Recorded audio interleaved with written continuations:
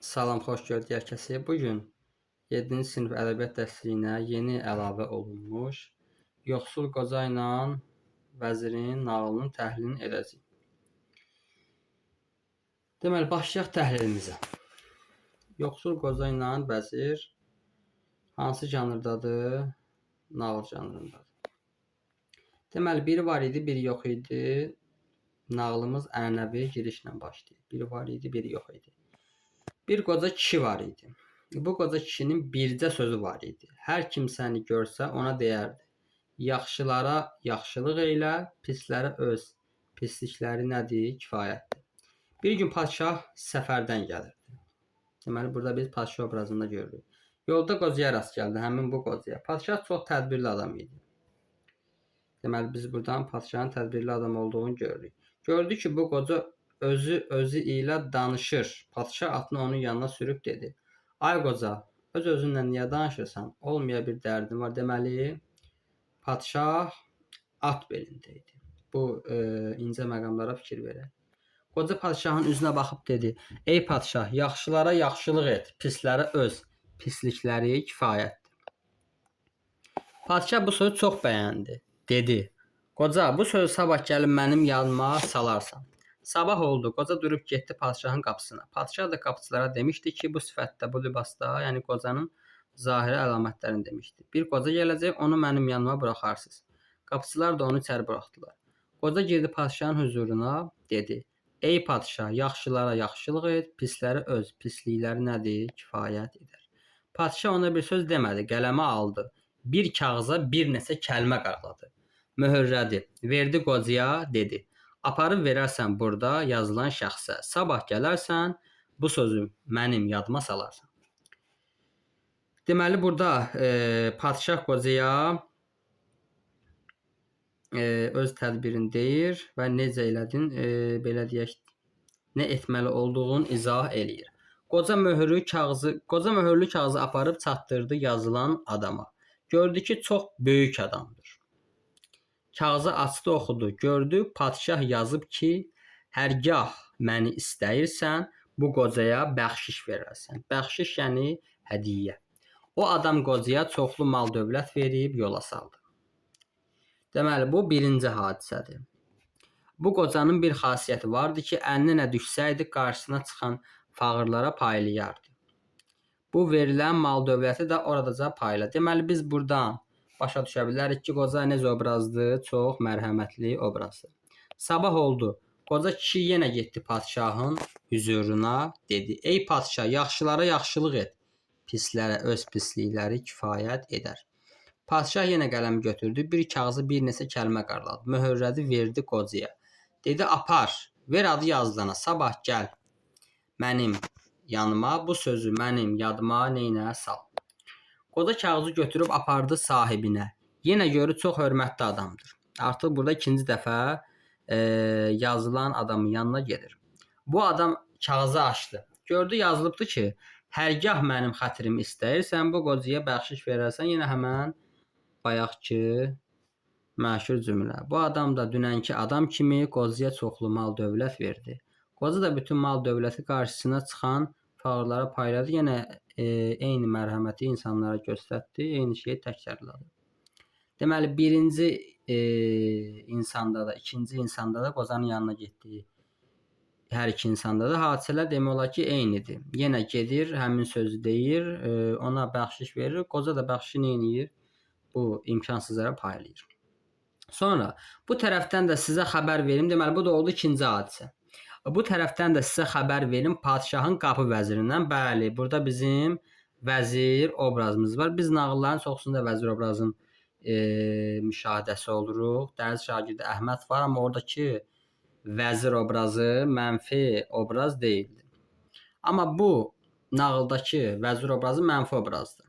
Bəli, görək bizim bu mübarək vəzirimiz nə deyir, fikri nədir?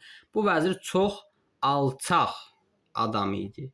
Bir kişiyə yaxşılıq olmasına razı olmazdı. Yəni paxıl adamdır ki, istəmir kimsəyə yaxşılıq olsun. Ondan bundan padşaha xəbərçilik edərdi. Bəli, hətta görürük ki, nədir bu? Xəbərçi söz gəzdirəndir. Elə ki, gördü qocaya padşahın çox iltifatı var. İltifat yəni belə deyək də mehribanlığı, güvəni. Xaniliyi tutdu. Bir hiylə işlətmə fikrinə düşdü. Gəlib padşaha dedi. O qoca ki sənin hüzuruna gəlib gedir. Kənarda belə deyir ki, padşahın ağzından pis iy gəlir. Bəli, indi söz tapıb da deməyə. Padşah bu sözü eşidib çox qəzəbləndi. Padşah narahat oldu ki, vay vay, mənim ağzımdan iy gəlir, bəs ona görə qoca bu işi hamıya yayır.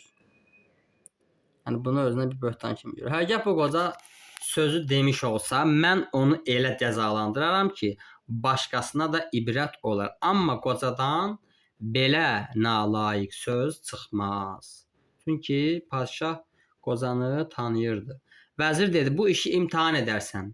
Hərgah doğru olmazsa, deməli, desək ki, vəzir həmin o sözü padşaha deyən kimi padşah inandı, səhvdir. Çünki inanmır buna. Mənə cəza verərsən. Doğru olsa qocaya cəza verərsən. Bunu vəzir deyir. Vəzir çox iddialıdır burada. Padşah qəbul etdi, bəli. Qoca yenə sabah tezdən padşahın hüzuruna gəlməyə üz qoydu. Vəzir onu yolda görüb dedi. Ay qoca, görürəm sən yaxşı adamsan. Padşahın sənə hörməti var. Bəli, girib indi tülkü qılığına onu yoldan çıxarmaq istəyir. Nə olar ki, bizim evə də təşrif gətirib bir parça çörəyimizi yeyəsən. Qoca bu sözü qəbul edib getdi vəzirin evinə. Vəzir ona çox sarımsaqlı yeməklər verdi. Sarımsağın iyindən ona yaxınlaşmaq olmur. Bu sarımsaq da ki, maşallah, iyi elə öz üstündədir. Qoca yeməyi yeyib getdi padşahın huzuruna. Padşah imtahan etmək üçün qocanı yaxın gəlməyə çağırdı. Qoca ağzından sarımsaq gəldiyinə görə padşahdan kənar durmaq istədi. Bəli, qoca həm də nədir burada? Çox etikalı insandır. Padşah yenə çağırdı, qoca yaxınlaşdı, amma əli ilə ağzını örtdü. Bəli, vəzirin də hiləsi nə oldu? Burada yerinə yetdi. İndi bir tərəfdən padşah elə bilir ki, bunun ağzından iy gəlir. Qoca özünü uzağa tutur, amma ki bilmir ki, qocanın ağzından iy gəlir, ona görə özünü uzaq tutur. Padşah bu hal ilə vəzirin sözlərinə inandı. Padşahın bir xasiyyəti vardı ki, o heç zaman cəza üçün kağız yazmazdı. Cəzanı katiblər yazardı. Amma bu dəfə çox qəzəbli olduğundan özü kağız götürdü. Şəhər hakiminin üstünə yazdı. Bu kağızı gətirən adamı 2 parça edib şəhərin qapısından astırarsan. Yəni o qədər qəzəbli olub ki, artıq özü yazır. Üstünə yazarsan ki, böhtan atan adamın cəzası budur. Kağızı yenə möhürlədi, verdi qocaya. Qoca çıxıb getdi. Çıxdı getdi. Vəzir baxdı ki, qoca yenə əlində kağız gəlir. Belə güman etdi ki, bu kağızı da padşah bəxşiş üçün yazmışdı. Bəli. Vəzir tamahkar adam idi. Tamah ona güc gəldi. Qocadan o kağızı almaq məqsədi ilə dedi. Ey qoca, padşahın sənə hörməti çoxdur. Olar ki, o kağızı verəsən mənə, bəxşişi bu dəfə mən alım. Qoca dedi, ey vəzir, mənə dünyanın malı lazım deyil. Mən bu dövləti alıb azlara verirəm. Budur, al kağızı apar, bəxşişi al. Vəzir kağızı aldı. Bəli. Və tökərsən aşına, o da çıxar qarşına.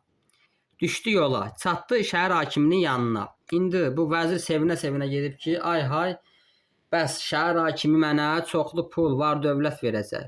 Bəli, buralarda olsun, vəzir verəcək. Çatdı şəhər hakiminin yanına. Padşahın kağızını ona verdi. Şəhər hakimi möhürü açdı. Kağızı oxudu, təəccüblə vəzirə baxdı. Vəzir çox şadlıqla bəxşiş gözləyirdi. Bəli, tərsinə çıxdı. Birdən hakim əmr etdi, vəzir tutub qolunu bağladılar. Vəzir halı belə görəndə ağlayıb dedi. Ey hakim, bu iş yanlış olub. O adam mən deyiləm, başqa adamdır. Padşahdan soruş, sonra məni öldür. Hakim dedi, mən padşahın əmrini poza bilmərəm. Bəli, şəhər hakimi də padşaha sədaqətli obrazdır. Mənə boz deyək ki, padşahdan soruşan. Padşah yazıb ki, bu kağızı gətirən adamı 2 parça edib şəhər qapısından asarsan. Mən də bozuyam əmri yerinə yetir. Hakim əmr etdi, vəziri 2 parça edib şəhər qapısından asdılar. Üstünə də yazdılar. Böhtan deyənin cəzası budur. Bəli, həqiqətən kiməsə böhtan atmağın cəzası budur. Çünki vəzir özü qocaya böhtan atmışdı ki, güya qoca gedib orada burada deyir ki, padşahın ağzından nədir? İy gəlir. İndi xəbər verə padşahdan. Padşah eşitdi ki, şəhərdə bir adam 2 parça edilib. Qoca yadına düşdü. Çox kədərləndi. Tutduğu işdən peşman oldu. Baxın, burada padşah tutduğu işdən peşman olur. Yəni hələ bilmir ha, nə var, nə yox. Bilmir ki, o əslində vəzirdir. Amma yenə deyir ki, qoca da olsa peşman olur o işdən. Sabah çox kədərli oturmuşdu ki, bir də gördü qoca girdi içəri dedi: "Ey padşah, yaxşılara yaxşılıq et, pislərə öz pislikləri kifayət edər." Bəli, qocanın bir dənə sözü var, o da budur. Başqa sözünü görməmişik. Padşah çox təəccüb etdi, dedi: "Ey qoca, bu nə işdir? Səni öldürmədilərmi?" Qoca dedi: "Məni niyə öldürsünlər? Padşah sağ olsun." Padşah dedi: "Dünənki kağızı kimə verdin?" "Dünən kağızı məndən qapı vəziriniz istədi. Mən də verdim ona ki, bəxşişi o alsın." Çox maraqlıdır ki, bunlar heç biri kağızı alıb oxumur. Yaxşı, bu qoca deyək ki, sadə adamdır. Sadəlövhdür deyək, bir növ sədaqətlidir. Vəzir ki, bu ikiyüzlüdür. Vəzir niyə açıb baxmır ki, bunun içində nə var, nə yox? Bəli, nağıllarda indi belə hadisələr olur. Padşah başa düşdü ki, 2 parça edilən vəzirdir. Sonra dedi: "Dünən mən səni çağırdım. Sən nə səbəbə mənim yanıma gəlmək istəmədin? Gələndə də əlin ilə ağzını örtdün." Qoca iş ona nağıl edib dedi: "Bu işə səbəb o idi ki, qapı vəziri mənə qonaq edib çox sarımsaq yedirtmişdi. Mənim ağzımdan sarımsağın iyi gəlirdi. Ona görə də əlimlə ağzımı örtdüm ki, sizə yetməsin." Padşah işi tamam öyrənincə bildi ki, bu işlərin hamısı vəzirin hiləsi imiş, qocanın isə heç bir günahı yox imiş. Qocaya öz xəzinəsindən çoxlu mal-dövlət bağışladı və dedi, deməli, burada mal-dövlət bağışlayır. Qoca daha zəhmət çəkib mənim hüzuruma gəlmə. Qoca, daha zəhmət çəkib mənim hüzuruma gəlmə. Çünki qoca hər gün onun hüzuruna gəlirdi. Çünki artıq sən dediyin sözlərin nəticəsini gördüm. Bəli. Deməli, əsərimiz burada yekunlaşdı. İndi bir neçə ümumi təhlilimiz var, ona baxaq. Obrazların təhlilinə baxaq. Qoca. Deməli, qoca müdrik, xeyirxah və səxavətli insandır. O, yaxşılığı həmişə qalib gələcəyini inanır və əldə etdiyi bütün var-dövləti kasıblara paylayır. Bəli, əsərdə görürük biz bunu. Padşah. Ədalətli və tədbirli hökmdardır. Bəli, lakin tələsik qərar verdiyi üçün səhvə yol verir. Sonda həqiqəti anlayıb səhvini düzəldir. Vəzir. Paxıl, tamahkar və hiyləgər obrazdır. Qocaya böhtan atır, lakin sonda öz hiləsinin qurbanına çevrilir. Şəhər hakimi. Qanuna və hökmdarın əmrinə sadiq, bəli, qeyd elədik, vəzifəsini vicdanla yerinə yetirən şəxsdir. Nağılın əsas ideyası. Yaxşılıq edən insan sonunda mükafatını alır, pislik edən isə öz əməlinin cəzasını çəkir. Bəli. Bəli, təhlilimiz bura qədər. Gələn dərslərdə görüşmək ümidi ilə. Sağ ol.